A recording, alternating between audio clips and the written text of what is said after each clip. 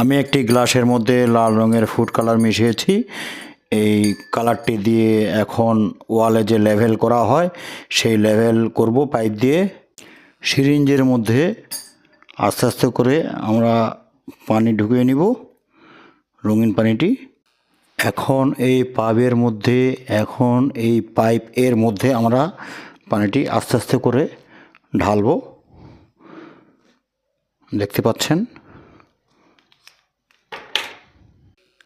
পাচ্ছেন আমাদের ওয়াটার লেভেলটি তৈরি হয়ে গেছে। এখন আমরা ওয়ালে দিয়ে পরীক্ষা করব। তো দেখতে পাচ্ছেন এই যে ওয়ালে বসিয়ে নিয়েছি, দাগটি এদিক ওদিক করছে। ঠিক এভাবে করে আমরা দাগ দিব, এভাবে ওয়ালে দাগ দিব।